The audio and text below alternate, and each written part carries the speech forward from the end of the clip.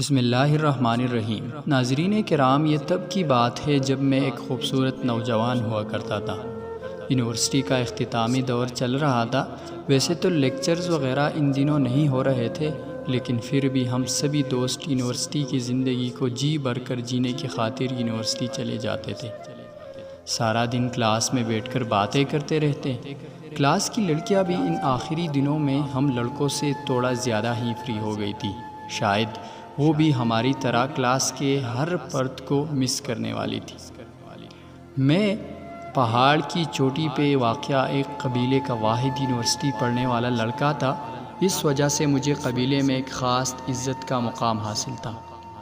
Hostel کی life کو میں نے بہت اچھی طرح گزارا نہیں بلکہ جیا تھا۔ رات کو کلاس فیلوز کے ساتھ بیٹھ کر طرح طرح کی آؤٹنگ حرکتیں کرتا، تاش کی بازی لگاتا، ایک دوسرے کا بستر ادھر ادھر پھینکتا، رات کو سوتے وقت کسی پر پانی پھینک کر اس کو نیند سے جگا دینا اور پھر ساری رات اس کی گالیاں سننا وغیرہ وغیرہ۔ بہت ہی پیارا وقت تھا وہ، کاش وہ وقت کبھی ختم ہی نہ ہوتا۔ ایک دن یونیورسٹی کے کوریڈور سے گزرتے ہوئے میں کسی نسوانی پکار کے باعث چلتے چلتے رک گیا۔ مجھے میرا نام لے کر پکارا گیا تھا۔ میں نے رک کر پیچھے مڑ کر دیکھا تو عجیب سا لگا، کیونکہ میری کلاس فیلو ابش میری روبرو کھڑی تھی۔ یہ وہی لڑکی تھی جس نے یونیورسٹی کے پہلے ہی دن میری تکرار ہوئی تھی۔ پھر یہ سلسلہ چلتا ہی رہا۔ چھوٹی سی بات پہ ہی ہم دونوں مرغوں کی طرح ایک دوسرے سے لڑنے لگ جاتے تھے۔ وہ ایک امیر گھر کی خوبصورت اور لڑاکو تیارہ لڑکی تھی۔ کلاس کی لڑکیوں کے علاوہ وہ صرف مجھ سے ہی بات کرتی تھی۔ میں دیہاتی سا سادہ سا لڑکا تھا جس کے ہاتھ میں لنگور کی جگہ انگور آ گئے تھے۔ دوستی ہونے کے بعد میں نے جانا کہ وہ بہت نرم دل کی اور محبت کرنے والی لڑکی تھی۔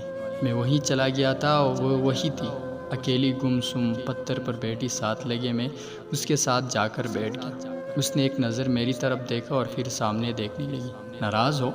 میں نے سوال کیا، وہ چپ رہی۔ میں نے اس کو خاموش دیکھ کر پھر وہی سوال کیا، اس کا جواب پھر خاموشی تھا۔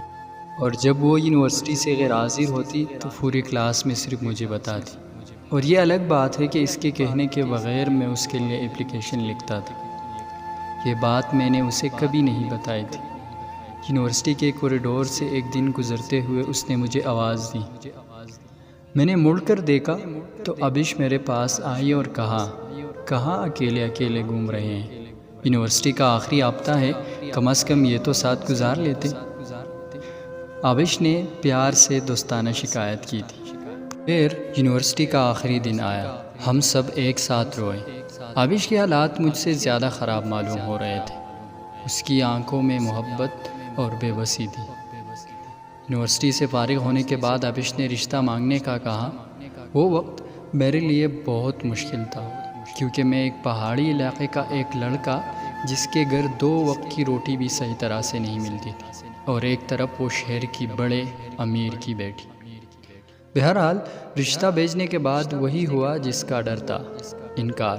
ابش کی شادی دوسری جگہ زبردستی کرائی گئی۔ اس وقت میرے جذبات اور ابش کے جذبات کا اندازہ آپ لوگ لگا سکتے ہیں۔ دن، مہینے، سال اور یہاں تک کہ برس بیت گئے۔ بچوں کا باپ بن گیا میں۔ ایک بیٹا تھا جس کا نام ایان علی تھا، اور ایک بیٹی جس کا نام ابش تھا۔ میں نے سوچ رکھا تھا کہ میں اپنی بیٹی کو اس کا نام دوں گا، اسے کسی بھی صورت اپنے قریب رکھوں گا، ہر روز اس کو دیکھوں گا، پیار کروں گا، ڈھیر ساری بات کروں گا۔ شاید ایسا کرنے سے میرے دل کو کچھ سکون مل سکے۔ ایک سردیوں کی جھاڑی والی شام میں لاہور کے مارکیٹ میں کسی کام سے گیا تھا، جب مجھے اپنے سامنے ایک خاتون بہت دیر سے مجھے تکتی نظر آئی۔ اس کے چہرے پر نقاب تھا، نہ جانے وہ کیا پوچھنے کی صحیح کر رہی تھی۔ چاچی کو ابش بہت پسند تھی، اس لیے وہ اس دور میں جب 10 روپے میں بھی ایک قلفی نہیں ملتی تھی، وہ 4 آنے میں 2 قلفیاں اسے دیتے تھے۔